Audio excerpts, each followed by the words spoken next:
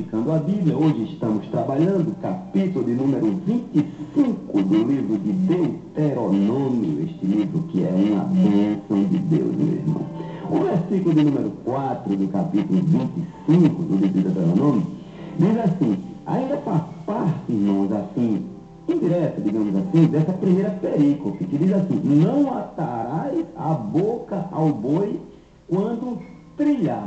Quando o boi estiver trabalhando, separando o grão da espiga com as suas patas ali, que der vontade do boi comer, que ele não desse com a boca atada, porque isso aí era um ato de crueldade. É o que está sendo refutado com relação a outro tipo de crueldade, que era uma aplicação com relação a boi.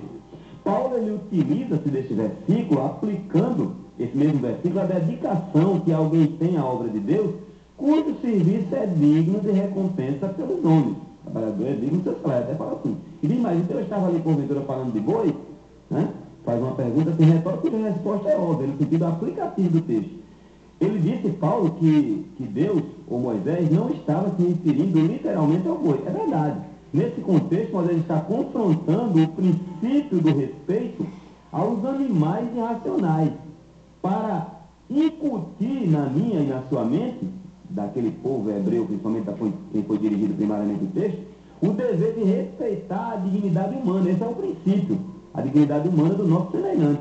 Assim como era sinal de crueldade, de mesquinhez, de mesquinharia, prender a boca do boi quando o boi estivesse separando os grãos da espiga, apenas para evitar que o pobre do boi, meu irmão, se alimentasse, também era um ato de crueldade exceder ao castigo imposto pelo juiz. Não, mas eu estou aqui dentro da lei. Não, mas o boi está fazendo o seu trabalho. Não, não havia esse tipo de divisão com relação a isso aí. Então o princípio da justiça partiria do mínimo. Até aqui o livro de Provérbios diz assim que o homem de bem, o homem justo, ele vela pelos seus animais, né? Ele tem cuidado pela vida dos seus animais, pelo cuidado. Então é exatamente isso aqui. Então, exceder o castigo imposto pelo juiz era uma coisa que se configurava um ato de crueldade. Paulo apenas fez essa aplicação, ou ampliou essa aplicação aqui, aproveitando, irmãos, o princípio da justiça. É exatamente isso que ele está fazendo, né?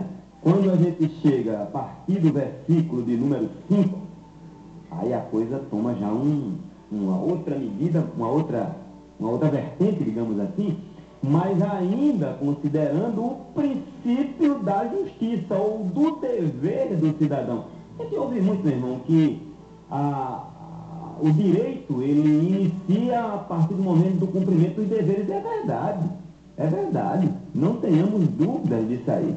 O versículo 5 ao 10, o que é que diz? Eu vou ler ele por completo, depois eu vou fazer um comentário acerca dele, um comentário global. Diz assim: quando alguns irmãos morarem juntos e algum deles morrer e não tiver filhos, então a mulher do defunto não se casará com um homem estranho de fora.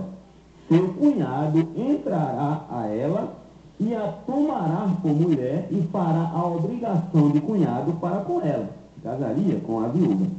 E será que o primogênito que ela der à luz estará em nome do seu irmão defunto, para que o seu nome não se apague de Israel. O filho nascido era do defunto, herdava as coisas do falecido. Porém, se o tal homem não quiser, isso aqui é uma frecha que Moisés está abrindo, uma concessão, por dureza de coração. Entendamos bem, eu vou comentar isso mais aprofundado para terminar o texto. Porém, se o tal homem não quiser tomar sua cunhada, subirá então sua cunhada à porta dos anciãos do juiz e dirá: meu cunhado se recusa a suscitar a seu irmão nome em Israel.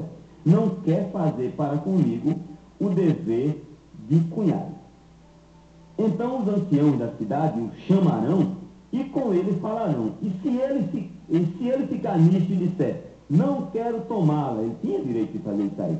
Então a sua cunhada se chegará a ele aos olhos dos anciãos e lhe descalçará o sapato do pé e lhe cuspirá no rosto e protestará e dirá: assim se fará ao homem que não edificar a casa de seu irmão, e o seu nome se chamará em Israel a casa do descalçado. Interessante, né? Aqui fala, esse texto aqui fala sobre a lei do levirato, né? Usado pelos saduceus, inclusive esse texto aqui para tentar Jesus, né?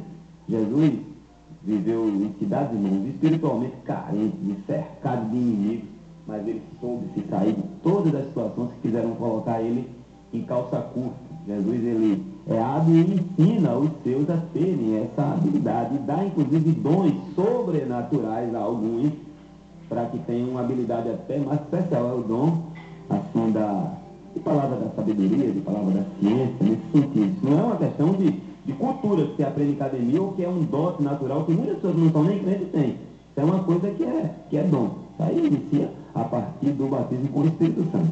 Então esse texto aqui, essa perícope do versículo 20, do versículo 5 até o 10 do capítulo 25, como eu falei, fala acerca da lei do levirato, ou do casamento, levirato, ou levirado. Né? Era uma norma cultural onde um irmão mais próximo, por ordem de nascimento, ele tinha o dever de constituir descendência para o seu irmão quando este falecesse sem deixar descendente. Essa modalidade de casamento era, meu irmão, e ainda é, observado por alguns povos. Esse termo levirato deriva de uma palavra latina, levir mesmo, com o R no final, que significa cunhado. O sentido dessa palavra é cunhado, aquele que é o irmão do marido, né? O propósito dessa lei era obrigar um homem, isso antes de Moisés instituir ou fazer a legislação da instituição legal dessa lei, ela era uma obrigação. Então, havia essa obrigação de um homem casar com a viúva do seu irmão, e quando este não deixasse, nos casos do irmão falecido, não deixar descendência masculina, sendo que o filho desse casamento, como diz o texto, era considerado descendente do irmão falecido. Consequentemente, a criança passava a ser herdeira do morto, não do pai biológico. Entre os judeus já era praticada antes da instituição da lei de Moisés, que legalizou essa prática. Aqui, especialmente no capítulo 25, é quando ele vira a ponta do prego mesmo. Eu quero lembrar, juntamente com os irmãos aí, um caso ocorrido antes de Moisés nascer. Está no capítulo 38 de Gênesis. Judá que que já vem descendendo dele, ele teve 3 filhos com uma mulher cananeia. Ele mudou para a região dos cananeus e arranjou uma mulher lá, e um amigo também, e de repente, um amigo assim, tipo irmão mesmo, né? E ele casou com essa mulher, e teve com essa mulher é o nome do primogênito, Onã e Selá, que era o mais novo. Esse primogênito ele morreu devido à ruindade sua. Aí Onã, o segundo, mais próximo dele, em ordem de nascimento, ele, obrigado a cumprir a lei do levirato, ele teve relacionamento íntimo com a viúva para dar descendência a mas ele não completava o ato de forma que evitava a fecundação de Tamar. Ele sabia que o filho não era dele, ela evitava que ela ficasse grávida. Tamar era o nome da mulher do falecido. Deus, ele não gostou dessa atitude de Onã e o matou também. Tanto que esse termo onanismo, a questão do autoerotismo, é um termo que surge a partir desse ato de Onã. Judá, o pai de Onã e de Selá, já tem morrido 2. Aí ele, temeroso que ocorresse o mesmo com Selá, que era o mais novo, ainda não estava com idade ainda de contrair núpcias, ele era o único que ainda restava. Aí o que é que Judá fez? Orientou a sua nora, Tamar, a ir para a casa de seu pai enquanto Selá crescesse. Só que o rapaz cresceu, meu irmão, mas Judá ele ficou protelando a entrega do menino para cumprir a sua obrigação de cunhado. Tamar, possivelmente sabendo de um desvio de conduta de Judá, que era se satisfazer com prostituta quando ele ficou viúvo, ela armou uma cilada para ele quando soube que ele ia passar em determinado lugar, e vestiu-se de prostituta e se colocou no caminho aonde Judá passaria. Não deu outra. Judá cresceu o olho, negociou com ela, sem reconhecê-la, claro, né? E sem ter como pagar à vista naquele momento, ele deixou, por sugestão de Tamar, alguns objetos que identificariam o dono, ele no caso. Dessa relação, Tamar, a nora, ela chegou a engravidar de Judá, o sogro. Não está confuso não, né? Quando Judá ele soube do caso, aí ele, carregado de hipocrisia, parece que era tudo que ele esperava para selar definitivamente, não correu o risco de morrer também, aí ele imediatamente mandou executar a pena de morte para as adúlteras, para Tamar. Nesse caso não precisava de testemunha, pois a própria gravidez punha contra ela, contra Tamar. Antes de morrer, meu irmão, aí Tamar ela mostrou os objetos que tinha sido a moeda do seu ato de prostituição. Naquele momento, meu irmão, Judá, assim, num golpe de honradez, de homem mesmo, viu? Ele identificando como sendo dele, aí ele confessou que Tamar era mais justa do que ele, meu irmão. Foi para evitar casos dessa natureza que Moisés estabeleceu uma cláusula conhecida pelos judeus como shalitá, que está no versículo 9 e 10, que é essa que a pessoa propõe, a pessoa tem o acusado, o cunhado, tem o direito de recusar, né? Mas ele paga uma certa pena. Fala que se o homem recusasse a realizar esse dever, a mulher deveria cuspir em seu rosto e tomar o seu sapato. Toda a congregação, todas as pessoas, passaria a dirigir-se a ele como sem sapato, ou então como descalçado. Essa cláusula deixaria o cunhado, meu irmão, com o poder de decisão de aceitar ou não casar com a cunhada. Não era uma obrigação, mas maculava a sua moral. As pessoas o veriam como sendo um sem palavra, ou uma pessoa de caráter duvidoso. Esse aditivo de Moisés na lei tem o propósito de sintonizar a lei humana, irmão, com a lei de Deus, onde o próprio Deus não obriga ninguém a nada.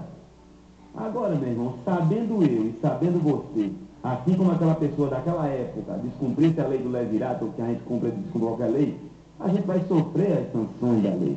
No caso do texto, maculava o caráter do homem, que passava a ser conhecido como descalçado, que era sinal de indignidade.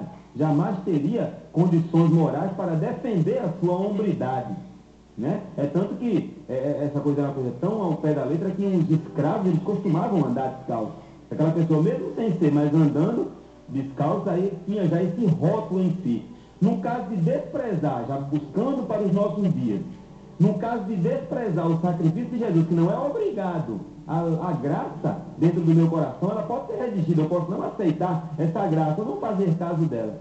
Então, no caso do desprezo do sacrifício de Jesus, qualquer um pode fazer, ou pode desprezar, mas sabendo, segundo a Bíblia, que essa atitude lhe distanciará de Deus e por toda a eternidade. Vamos ouvir, irmãos, com Cícero Nogueira, às 13 horas e 33 minutos, o hino Deus de Planos.